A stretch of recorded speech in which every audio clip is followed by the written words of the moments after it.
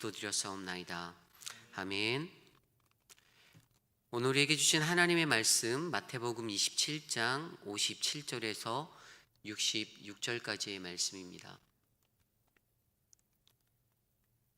마태복음 27장 57절로 66절까지의 말씀, 저와 여러분이 한 절씩 교독하시고 마지막 66절 한 목소리로 함께 합독하기 원합니다. 저물었을 때에 아리마대의 부자 요셉이라 하는 사람이 왔으니 그도 예수의 제자라. 빌라도에게 가서 예수의 시체를 달라 하니 이에 빌라도가 내주라 명하거늘. 요셉이 시체를 가져다가 깨끗한 샘모포로 싸서 바위 속에 판 자기 새 무덤에 놓고 큰 돌을 굴려 무덤 문에 놓고 가니 거기 막달라 마리아와 다른 마리아가 무덤을 향하여 앉았더라. 그 이튿날은 준비일 다음 날이라. 대제사장들과 바리새인들이 함께 빌라도에게 모여 이르되, 주여, 저 속이던 자가 살아있을 때에 말하되 내가 사흘 후에 다시 살아나리라 한 것을 우리가 기억하노니 그러므로 명령하여 그 무덤을 사흘까지 굳게 지키게 하소서. 그의 제자들이 와서 시체를 도둑질하여 가고 백성에게 말하되 그가 죽은 자 가운데서 살아났다 하면 그의 속임이 전보다 더 클까 하나이다 하니, 빌라도가 이르되 너희에게 경비병이 있으니 가서 힘대로 굳게 지키라 하거늘. 그들이 경비병과 함께 가서 돌을 임봉하고 무덤을 굳게 지키니라. 아멘. 오늘 우리에게 주신 하나님의 말씀, 제자입니까? 라는 말씀으로 함께 말씀 나누어 보겠습니다. 제자입니까? 이 세상에 기독교인들이 얼마나 될까요? 그 매사추세츠주에 있는 고들 코넬 신학교에서 이것에 대해서 갤럽 조사를 해보았습니다. 2020년도 조사에 따르면 세상에서 가장 높은 비중의 종교는 바로 기독교이고, 그 크리스천들의 숫자는 전 세계 인구의 약 33.3%를 차지한다라고 그렇게 결과가 나왔습니다. 또한 그 기독교인들이 가장 많이 살고 있는 나라가 어디일까요? 그것은 바로 지금 우리가 살고 있는 미국. 약 2억 6천만 명의 사람들이 그리스도인으로 살아가고 있다라고 합니다. 물론 그 인구의 성장세가 예전에 비해서 정체되고 조금 머뭇거리고 있긴 하지만 우리는 여전히 3명 중에 한 사람은 기독교인, 그리스도인이라 불리우는 그러한 삶을 살고 있습니다. 이렇게 많은 크리스천이 있지만 우리는 그들을 모두 제자라고 부르지는 않습니다. 제자란 무엇입니까? 남미에서 사역한, 그리고 우리가 잘 알고 있는 저기 가든그로브의 크리스탈 처치에서 사역자로 섬겼었던 후안 카를로스 오르티즈 목사님이 썼던 제자입니까? 라는 책. 그의 책에서 그는 이렇게 설명합니다. 제자는 예수 그리스도를 따르는 사람들입니다. 그리스도인이라고 해서 누구나 다 제자일 수는 없습니다라고 말합니다. 이처럼 우리에게는 넘쳐나는 수의 그리스도인들이 있지만, 그러나 예수님의 진정한 제자는 적은 그러한 시대를 살고 있는 것입니다. 예수님을 따랐던 수많은 무리들 중에 그분의 제자로 알려진 사람은 12명입니다. 그들은 예수님의 공생의 시간을 함께 동고동락하며 생활했던 자들이었고, 예수님께로부터 특별한 선택을 받은 일꾼들이었습니다. 그들이 무언가를 잘해서 뛰어나서 이러한 선택을 받은 것은 아닙니다. 다만 제자됨의 가장 중요한 것은 거기에는 그분의 부르심이 있고 초청받은 자들은 이에 온전히 순종했다라는 사실만이 존재하고 있습니다. 성경에 되어 있지 않으나 분명히 우리가 성경을 들여다볼 때 예수님의 제자가 되어 그분과 함께 하고팠던 사람들, 그 갈망의 사람들은 정말로 많았을 것이라 생각합니다. 특별히 그러한 자들 중에는 오늘 이렇게 예수님의 제자로 선택받았던 12명의 사람들은 분명히 주변의 다른 사람들로 하여금 충분히 부러움을 받았을 법한 그러한 예수님의 제자였습니다. 어찌되었든 예수님의 제자가 된다라는 것은 분명 누군가에는 매우 영광된 일이고 가장 행복한 일이 되는 것입니다. 사랑하는 성도 여러분, 여러분은 어떻습니까? 우리도 그 영광되고 행복한 모습에 동참하기를 원하고 바라지 않으십니까? 또한 우리도 예수 그리스도를 오랫동안 알고 믿으며 살았기에 그러기에 우리도 그분의 제자가 되기를 너무나도 원합니다. 그렇다면 지금의 여러분 그리고 우리 모두의 삶은 바로 예수님의 제자의 삶인가요? 아마도 이 질문에 선뜻 대답하기는 어렵겠지만 답부터 말씀드리면 우리는 누구나 그분의 제자가 될 수 있다라는 것입니다. 오늘 본문에 아리마대 요셉이라는 한 사람이 나옵니다. 57절 말씀인데요. 저물었을 때 아리마대의 부자 요셉이라 하는 사람이 왔으니 그도 예수의 제자라. 아멘. 성경은 그를 예수님의 제자라고 합니다. 앞서 설명드린 대로 우리는 예수님의 12제자에 대해서만 알고 있는데 오늘 본문은 아리마대 요셉, 이 사람도 예수님의 제자라 말합니다. 예수님께서 분명히 공생애 중에 불렀던 제자는 12명이라고 우리는 잘 알고 있습니다. 그런데 오늘 말씀은 그러한 제자의 범위를 뛰어넘게 합니다. 그 12명 외에 또 다른 제자가 있을 수 있다라는 사실을 우리에게 암시하여 주는 것입니다. 오늘 본문의 아리마대 요셉, 그가 어떻게 예수의 제자가 되었는지를 구체적으로 우리는 알아볼 수는 없지만 한 가지 중요한 사실은 그는 분명 예수님의 제자였다라는 사실입니다. 신약 성경에는 무수히 많은 인물들이 나옵니다.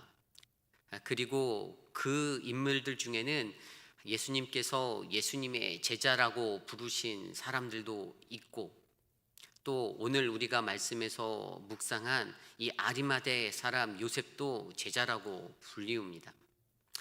예수님을 따르던 수많은 무리와 제자들 사이에는 분명 무언가 특별한 구별이 있었을 것 같습니다.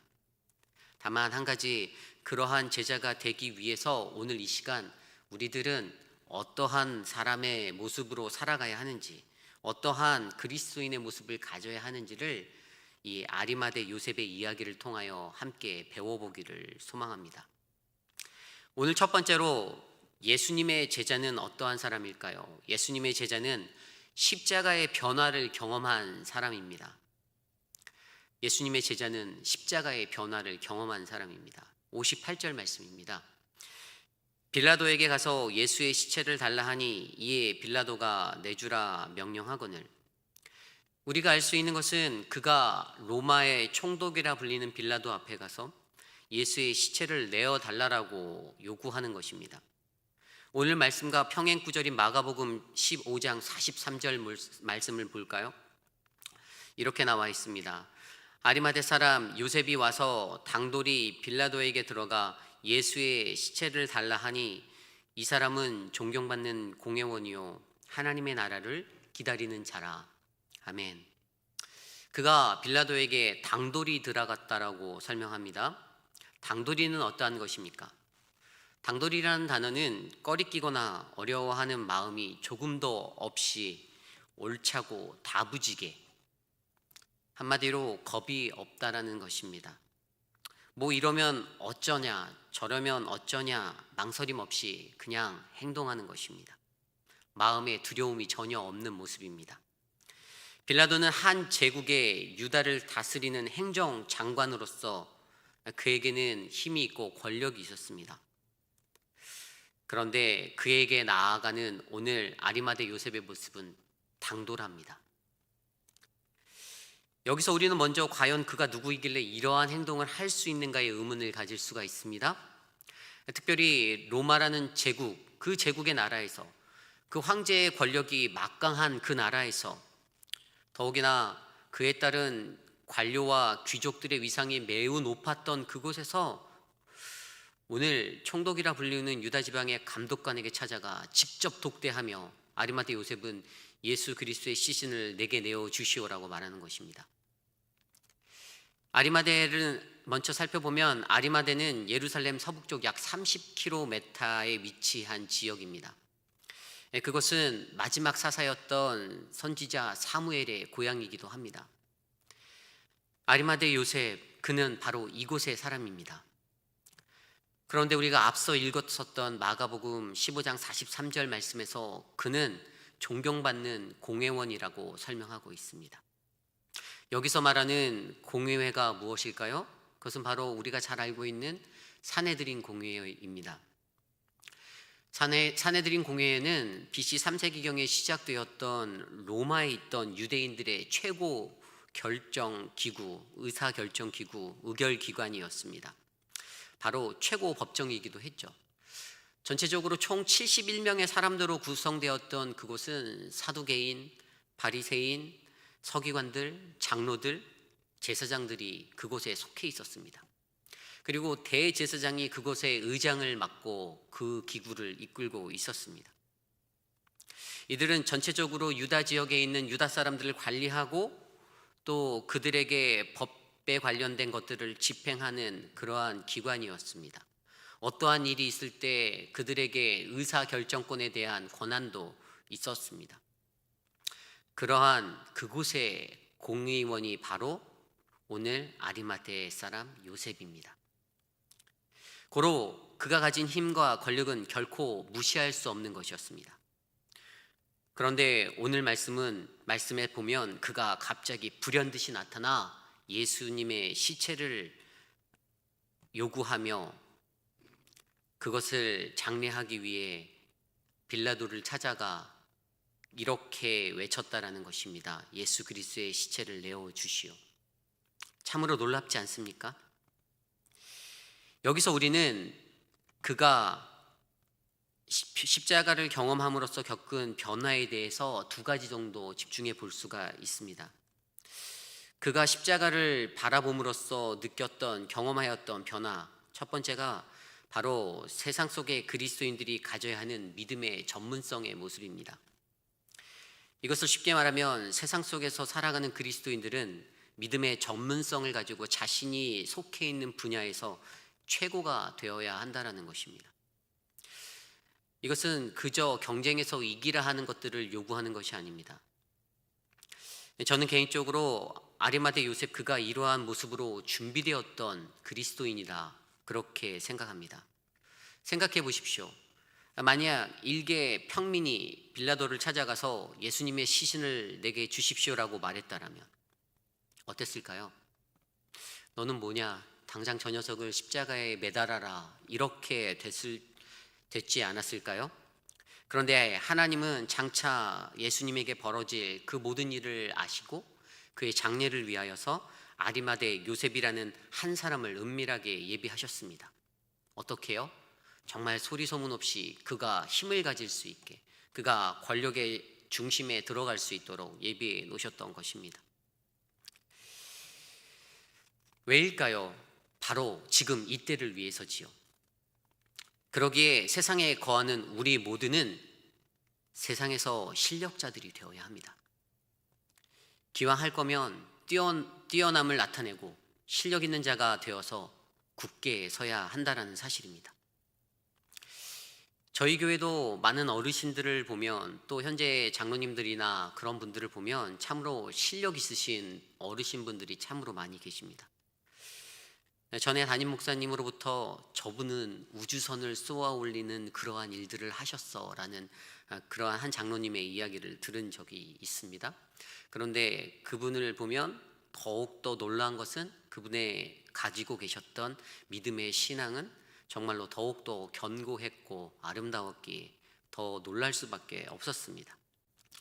또 저희 교회에 훌륭하신 의사분들도 계셨고 또 직업의 귀천을 따지지 않고 각자의 여러 곳에서 열심히 사시는 분들도 많이 계신데 그분들 모두가 세상이라는 그 한복판에서 최고가 되어 두각을 나타내시며 살아갈 때 거기에는 아름답고 견고한 믿음의 모습이 가미되어진 그러한 은혜가 있어 세상의 사람들로부터 아름다운 찬사를 받을 수 있는 그러한 모습이 있다라는 사실입니다.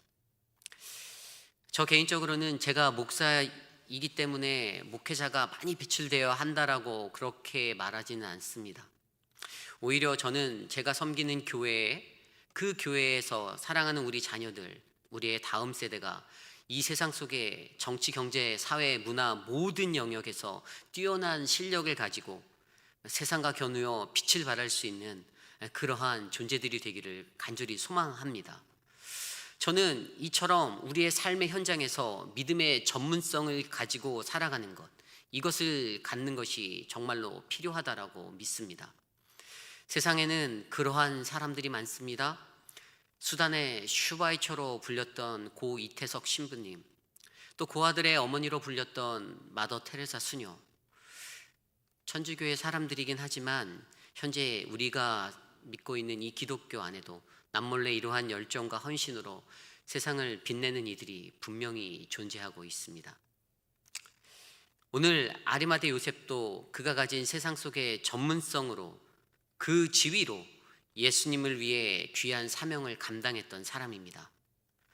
요셉이 겪은 변화는 예수를 믿고 의지한 그 순간 자신이 세상의 빛이 되어야 한다라는 그 사명을 받아들였다라는 사실입니다. 사랑하는 성도 여러분, 하나님은 우리에게도 그러한 사명의 변화를 바라십니다. 우리들을 빛으로 부르신 예수님, 그 빛인 우리를 통하여 이 세상을 밝히 비추시길 원하신다라는 사실입니다. 마태복음 5장 14절 말씀, 너희는 세상의 빛이라. 산 위에 있는 동네가 숨겨지지 못할 것이요. 아멘. 저와 여러분 우리 모두가 예수 그리스도로 인해 변화받아 이 빛이 되기를 간절히 소망합니다. 우리의 자녀가 또한 그렇게 되기를 소망합니다. 두 번째로 경험된 십자가를 통해 경험되었던 변화는 그의 기질이 바뀔 수 있다는 것입니다. 아리마대 요셉은 이전에 어떠한 모습의 사람이었을까요? 누가복음 23장 50절 51절까지의 말씀입니다. 공회 의원으로 선하고 의로운 요셉이라 하는 사람이 있으니 그들의 결의와 행사에 찬성하지 아니한 자라. 그는 유대인의 동네 아리마대 사람이요 하나님의 나라를 기다리는 자라. 한 절 더 볼까요? 요한복음 19장 38절입니다. 아리마대 사람 요셉은 예수의 제자이나 유대인이 두려워 그것을 숨기더니 이 일 후에 빌라도에게 예수의 시체를 가져가기를 구하매 빌라도가 허락하는지라. 이에 가서 예수의 시체를 가져가니라. 아멘. 누가복음의 말씀에는 그는 공회의원이고 선하고 의로운 자고 특별히 절대로 공회의 예수와 관련된 결정에 동조하지 않았던 사람으로 묘사하고 있습니다. 매우 신실한 사람이었습니다. 또한 요한복음의 말씀에는 그와 다르게 그가 유대 사람들이 무서워서 자신이 예수의 제자임을 숨기었다라고 말합니다. 오래된 성경에는 이것을 은위하였다라고 기록되어져 있었습니다. 이 두 본문이 각기 다른 요셉을 묘사하고 있지만 우리는 그가 공회회원으로서 그의 지위와 직무를 가지고 있으면서도 분명히 예수 그리스도의 제자로서 자신의 정체성을, 그 본분을 잊지 않았다라고 우리는 이해할 수가 있습니다. 세상을 살아갈 때 우리는 우리의 정체성을 잊을 때가 너무나도 많이 있습니다. 우리가 그리스도인이고 교회의 직분자인데 우리가 행하는 것들이 때로는 세상 사람들 그 이상으로 못날 때가 더욱더 많이 있습니다. 철저하게 이중적인 가면을 쓰고 살아가는 그리스도인이 얼마나 많습니까? 교회에서는 인자한 모습, 거룩한 모습, 그러나 세상과 직장에서는 술잔을 기울이고 딱딱한 벽에 가시돋친 모습으로 살아가는 존재들이 있습니다. 왜일까요? 우리가 바로 그리스도인임을 잊었기 때문입니다. 목회 현장에서도 섬기는 저도 가끔 그러한 망각 속에 살 때가 있습니다. 그래서 실수할 때가 있죠. 하지만 우리가 분명 알아야 하는 것은 그리스도인은 말 그대로 세상 사람들과는 분명히 구별되어야 하는, 내가 그러한 자임을 되새기며 살아가야 한다는 것입니다. 그러나 그렇게 살기가 너무나도 힘듭니다. 잘 안 됩니다. 어떻게 해야 할까요? 그것은 바로 우리가 가지고 있는 두려움 때문이다라고 설명합니다. 오늘 본문에 나와 있는 아리마대 요셉도 그것이 두려워 자신의 정체성을 선뜻 밝히지 못하였습니다. 갈등하는 것입니다. 많은 공의 회원들 앞에서 이봐 내가 예수의 제자야 라고 말하지 못하였습니다. 두려움 때문입니다. 그는 알고 있었습니다. 예수라는 존재가 이미 저 사람들에게 자신의 종교적 위상과 그것들을 위협하는 존재가 되었고, 그가 흔드는 민심, 그로 인해 더 큰 위기가 닥쳐올 것이다 라고 생각했던 것, 그래서 저들에게는 예수 그리스도는 반드시 제거되어야 할 대상이라는 사실을 잘 알고 있었습니다. 그러한 그의 모습이 예수님 죽음 이전의 그의 모습이었습니다. 그러나 그가 예수 그리스도의 죽음을 목격한 이후, 그 십자가를 바라본 이후 그의 삶이 어떻게 되었습니까? 당돌이 나갔습니다. 담대해졌습니다. 물론 버릇없고 무식하게 요구한 것이 아니었습니다. 매우 점잖고 그의 권위를 실어 예수의 시신을 내어달라고 부탁하였습니다. 사람은 누구나 은휘할 수 있습니다. 숨길 수 있습니다. 충분히 그럴 수 있습니다. 그러나 진정한 예수 그리스도의 제자라면 결정적인 그 순간에 비겁해지고 도망가는 그러한 모습이 아니라 정면 돌파하는 그 담대함이 있어야 하지 않겠습니까? 오늘 말씀에 아리마대 요셉, 그의 기질이 원래 어땠는지 저는 잘 모릅니다. 그러나 분명한 것은 그의 기질이 바뀌었다라는 것입니다. 원래도 그런 사람인데 그동안 숨죽여서 그냥 참고 지낼 수도 있었는데라고 생각할 수도 있습니다. 그런데 제가 살아보니까 기질이라는 것이 그렇게 쉬운 것이 아닙니다. 제가 인생을 살아보아도 제 기질도 완벽하게 컨트롤하지 못하게 될 때가 너무 많은 것을 잘 알기에 아리마대 요셉, 그의 기질이 변하였다라고 볼 수밖에 없는 것입니다. 그 계기가 무엇이었죠? 바로 예수님의 십자가. 아리마대 요셉이 목격한 그 십자가는 세상 속에 빛이 되는 삶으로, 또 자신이 가졌던 그 두려움을 담대함으로 변화시킨 능력이었습니다. 그가 예수 달린 그 십자가를 보고 이 변화를 체험하게 되었던 것입니다. 사랑하는 성도 여러분, 예수님의 십자가를 바라보시기를 간절히 부탁드립니다. 무엇이 느껴지시나요? 예전에 한국에 살 때면 너무나도 많은 십자가가 도시 속에 곳곳에서 보였는데 미국에서는 십자가를 찾아보기가 그렇게 쉽지는 않습니다. 그런데 요즘 이 시대를 살아가는 우리들에게는 그 십자가를 바라보면 아무런 감흥도 없고 아무런 느낌도 없이 그냥 그저 그렇게 십자가를 하나의 상징으로만 생각할 때가 너무나도 많이 있습니다. 우리가 지나온 이 사순절 또 고난주간, 그리스도의 십자가를 바라보며 여러분들은 무엇을 생각하셨습니까? 우리가 어제도 성금요일의 시간을 보냈는데 그 십자가를 묵상하시며 여러분들은 어떠한 생각을 하셨나요? 예수님의 십자가, 그 믿음의 묵상이 우리들 안에 있었을 줄 믿습니다. 이것이 예수님의 제자는 십자가의 변화를 경험한 사람입니다 라는 것입니다. 오늘 두 번째로 예수님의 제자는 마지막까지 그분의 진정한 친구가 되어야 한다라는 것입니다. 예수님의 제자는 마지막까지 그분의 진정한 친구가 되어야 합니다. 인생에서 마지막에 그때는 매우 중요하죠. 운동선수가 평소에 실력이 아무리 뛰어나고 최고였다 하더라도 그가 기다렸던 그 마지막 시합 당일에 슬럼프가 찾아와서 실패하게 되면 어떻게 됩니까? 그동안 준비했던 그 모든 것들이 허사가 됩니다. 제 아무리 잘하여도 그 결정적인 그 날에 무너지면 아무것도 아닌 것이 된다라는 것입니다. 예수를 믿을 때는 어떻습니까? 예수를 평생 잘 믿다가도 죽기 일보 직전에 예수님 부인하면 어떻게 될까요? 지옥에 갑니다. 그래서 그리스도인은 그때가 정말로 중요합니다. 또한 친구도 굉장히 중요하죠. 여러분들 친구가 많으신가요? 그 많고 많은 친구들 중에 여러분에게 진정한 친구는 과연 몇 명이나 계십니까? 그런데 여기서의 친구는 그냥 친구가 아니라 진정한 친구를 말합니다. 진정한 친구는 형식적인 의미의 친구가 아닌 함께 웃고 함께 울고 그러한 사람입니다.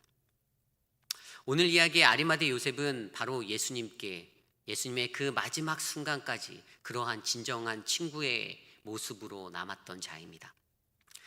예수님의 숨이 멎을 때 해는 지고 세상의 모든 것들이 어둑어둑해지기 시작했습니다. 십자가에 못 박힌 예수를 바라보던 군중들도 하나둘씩 모두 집으로 돌아가고 숨죽여 바라보던 이들의 숨소리마저 평온해졌습니다. 그 평안함처럼 예수는 그렇게 외면당하셨습니다. 가장 가까웠던 그리고 사랑했던 사람들로부터. 사람에게 외면이 일어나면 얼마나 외롭고 힘든 것인지 잘 아시죠? 그래서 세상에서 가장 큰 복수는 무시라고 하는 것입니다. 있는데도 없는 듯 여겨버리는 것이죠. 아마도 예수님이 십자가에서 홀로 느끼신 그 외로움은 한 명으로부터도 아닌 수많은 이들로부터 받았던 외면이기에 매우 아팠을 것입니다. 그런데 그때 예수님의 12제자도 아닌 한 사람이 나타납니다.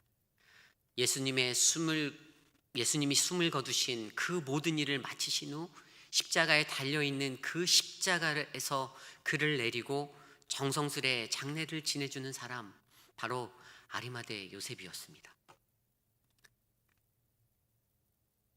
인간은 잘 나가게 되면 그 주변에 반드시 사람들이 모이게 되어 있습니다. 무언가 있어 보이고 잘 나가는 것 같고, 그런데 어느 날 그 사람이 갑자기 폭삭 망해버리면, 빈털터리가 되면 어떻게 됩니까? 과연 그 곁에 누가 남아있을까요? 진정한 친구 외에는 남아있지 않습니다. 그렇다면 진정한 친구는 누구인가요? 그가 가진 물질, 외모, 환경이 아닌 그저 있는 모습 그대로 그 진솔한 모습, 그것들을 나누는 사람, 마음이 따스한 사람입니다. 또한 사모함이 있는 자입니다. 바로 요셉이라는 이 사람에게는 예수 그리스도를 향한 그러한 마음이 있었습니다. 그 사랑의 마음으로 그가 믿고 그가 사모하는 예수님의 죽음의 소식을 듣게 된 그는 세상에서 가장 큰 애통함과 아픔, 그것들을 느꼈을 것입니다. 그랬던 그가 예수 그리스도의 장례식을 이끕니다. 장례는 한 사람의 이야기에 이 땅에서 쓰는 마지막 피날레입니다. 그날에 모이는 이들은 그 사람이 이 땅에서 어떻게 살았는지, 어떠한 인생 연주를 보여주는 흔적이 될 수도 있습니다. 얼마나 많은 이들이 그곳에 와서 그의 죽음을 애도했는지, 축복했는지를 통해서 말입니다. 그러나 예수에게는 그러한 기회조차가 없었습니다. 그저 골고다 언덕에서 처량하게 매달린 채 달려 있었던 모습이었습니다.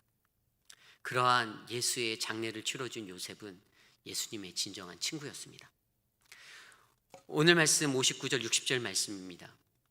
요셉이 시체를 가져다가 깨끗한 세마포로 싸서 바위 속에 판 자기 새 무덤에 넣어두고 큰 돌을 굴려 무덤 문에 놓고 가니, 요셉이 예수님의 시신을 가져다가 깨끗한 세마포로 쌉니다. 아마도 예수님의 몸에 묻었던 모든 피, 그런 것들을 먼저 잘 닦고 정성스레 세마포로 덮었을 것입니다. 그리고 그 시신을 가장 잘 준비된 자신의 무덤으로 옮깁니다. 이 무덤은 나중에 자신이 죽으면 들어가려고 자신이 준비하였던 묫자리였습니다. 특히 바위 속에 판 무덤은 그 당시 매우 권위 있는 사람들, 지위 있는 자들, 부자들이나 준비할 수 있는 그런 무덤이었습니다. 그렇게 귀한 무덤, 한 번도 사용하지 않은 새 것으로 예수님을 안치합니다. 예수님을 사랑한 그는 자신이 할 수 있는 모든 것, 가장 최상의 것으로 행동합니다. 이미 빌라도를 통해서 또는 골고다에서 예수님의 시신을 정리하는 그를 본 사람들을 통해 누군가에게 소문이 퍼졌을지도 모릅니다. 공회원인 요셉이 저 예수라는 사람의 시체를 가져갔습니다. 그가 예수의 장례를 치러주네요. 자신에게 다가올 불이익이나 편견에도 불구하고 그 불편한 상황들을 뒤로 한 채 그는 과감히 행동하였습니다. 그리고 진정한 예수의 친구로 그의 마지막을 아름답게 마무리해 주었습니다. 왜냐하면 예수를 진심으로 사랑했기 때문입니다. 사랑하는 성도 여러분, 저와 여러분 우리들의 모습은 어떻습니까? 우리는 이 땅에 살아가며 그 누구라도 아리마대 요셉과 같은 진정한 친구, 단 한 명의 친구가 있으신가요? 아니면 여러분 스스로가 그 누군가에게 그러한 친구가 되고 계신가요? 세상 속의 관계는 그저 인간지사를 평온케 하려는 관계이고 나의 유익이나 장점을 따져가면서 이끈 관계들이 난무합니다. 내가 어렵고 힘들 때면 아무도 돌아보지 않을 때 나를 돌아봐줄 그러한 친구 한 명 없다면 우리들의 인생이 얼마나 외롭고 처량하겠습니까? 저는 제 인생에서 한 가지 가장 후회되는 일이 있습니다. 제가 예전에 달라스에 거할 때 그때 섬겼던 교회 목사님의 부탁으로 어느 한 분의 노 부부의 가정에 이사를 도와드린 적이 있습니다. 워싱턴주 버지니아에서 이사를 오신 부부였습니다. 나이가 꽤 많으신 분이셨는데 남편분은 서울대를 나오시고 미국에 도미하셔서 유명한 대학에서 교수직으로 정년 은퇴하셨고 또 아내분은 의사를 공부하셔서 소아과 의사로 평생을 섬기셨던 분입니다. 노부부가 이사 오시는데 그분들에게 도움이 필요했던 것은 이삿짐이 왔는데 이사하는 사람들이 이삿짐을 그냥 거실이나 방에다만 놓고선 가버린 겁니다. 그 짐들을 정리해야 하고 찾아야 하는데 어려워하셨습니다.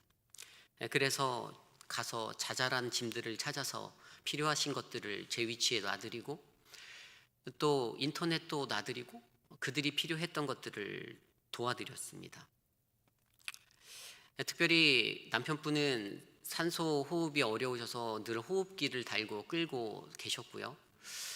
또 아내분은 의사이셨음에도 불구하고 치매가 오셔서 치매로 인해서 고생하고 계셨던 분입니다. 그 집에는 다행히 그 집의 일들을 맡아주실 가사의미가 있었습니다. 그래서 그분들이 생활하시는 데는 어렵지 않았습니다. 그렇게 한 3, 4일 정도를 가서 그 집의 일들을 도와드리고 그분이 말씀하시는 자신의 인생의 여러 가지 이야기들을 듣는 기회가 되었습니다. 그리고 그러던 어느 날 저녁에 그 이웃에 사는 친아들이 그 집에 찾아왔습니다. 저는 그때 그분의 아들이 있었구나 알았습니다. 한국말은 할 줄 모르는 영어만 구사하는 그러한 완벽한 2세의 자녀였습니다. 제 개인적으로는 많은 생각을 할 수가 있었습니다. 이렇게 건장한 아들이 있었는데 그렇게 시간이 지났고요. 한 몇 달이 지났습니다.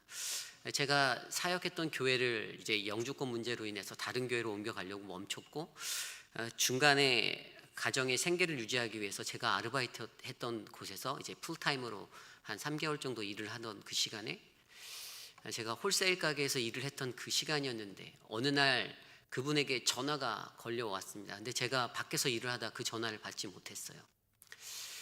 제가 아침에 8시 반에 출근해서 7시 반에 돌아오는 길에 그 음성 메시지가 남겨져 있는 것을 듣게 되었는데 그 남편분으로부터 연락이 왔습니다.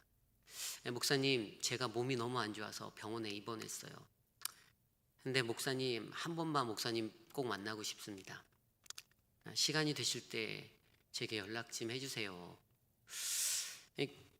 호흡하기가 굉장히 힘든 그러한 목소리로 떨리면서 이렇게 남기신 음성이었는데, 제가 그때 하루하루 살아가는 게 너무 고단해서 아침에 일찍 일어나서 하루 종일 서서 일하고 너무 힘들어서 그것들을 뒤로 미뤘던 그러한 생각이 납니다. 그러다가 한 일주일쯤 지났나? 그 생각이 너무 들어서 급하게 다시 그분께 전화를 드렸습니다. 그분이 계신 병원이라도 가야겠다라는 생각이 뒤늦게 찾아왔습니다. 근데 전화가 안 되는 거예요. 그래서 그곳에서 일을 하고 계시는 가사 도우미 아주머니께 전화를 드렸어요. 근데 그분이 하시는 말씀이 3일 전에 돌아가셨다라고 말씀을 하셨습니다. 제 인생에서 가장 후회되는 것이 무엇이냐라고 말한다라면 바로 이 사건을 저는 떠올리게 됩니다. 10년은 안 됐지만 한 8년, 9년 된 이 사건이었지만 아직까지도 여전히 이 사건은 제 안에서 가장 후회스럽고 가슴 아파하는 그러한 일입니다. 왜냐하면 제가 저질렀던 실수, 그것이 바로 외면함이었기 때문입니다. 내가 피곤하고 내가 어렵다는 이유로 진정한 친구가 되어드리지 못했던 이 사건. 이 일은 제 인생에 있어서 매우 충격적인 사건이었습니다. 누군가가 간절히 찾고 있었는데 그러한 기대에 부응하지 못하고 그것들을 받아들이지 못하였던 제 모습이 너무나도 창피하였습니다. 사랑하는 성도 여러분, 이 시대를 살아가고 있는 저와 여러분, 우리들은 어떠한 모습의 사람입니까? 우리는 예수를 믿고 예수를 의지하며 살아갑니다. 그런데 마지막 그 결정적인 그 순간에 그분께 진정한 친구가 되어 드릴 수 있는 그러한 모습인가요? 누군가가 간절히 나를 필요함에도 나의 사적인 일로 말미암아 내가 그의 영혼을 외면하였던 이 사실이 저를 가장 힘들게 했던 것처럼 오늘 이 시대를 살아가는 저와 여러분, 우리들의 삶 속에서 이러한 일들이 일어나고 있지는 않습니까? 예수님께서는 우리를 사랑하셨기에 십자가에 달려 돌아가셨습니다. 그리고 날마다 우리에게 찾아와 우리의 닫혀진 그 문을 두드리시며 내가 너를 사랑한다. 나는 너의 진정한 친구란다 라고 말씀해 주십니다. 오늘 말씀을 맺기를 원합니다. 세상에는 참으로 많은 그리스도인들이 살고 있습니다. 그러나 그 중에 한 사람, 바로 저와 여러분, 우리는 예수님의 진정한 제자입니까? 우리가 살았던 지나간 삶들을 되돌아보시기를 간절히 소망합니다. 연약하고 허물 많고 성한 곳이 하나도 없는 나의 모습. 그러나 그러한 모습까지도 그분은 사랑하셔서 우리로 하여금 그분의 진정한 제자가 될 수 있는 그러한 기회를 우리에게 허락하여 주셨습니다. 진정한 제자는 십자가를 통해 변화되어 세상에서 믿음의 전문성을 가지고 살아가며 우리가 가진 두려움의 기질을 담대함으로 변화시켜 나타내는 삶입니다. 그리고 진정한 제자는 마지막 그 결정적인 그 순간에 예수님을 외면하지 아니하고 예수님의 진정한 친구가 되어주는 그러한 인생입니다. 오늘 나는 누구입니까? 예수님의 제자입니까? 이 질문을 오늘 하루 묵상하며 묵묵히 나의 삶을 바라보시는 우리 모두가 되시기를 간절히 소망합니다. 우리 시간에 함께 찬송 하나 하기 원합니다.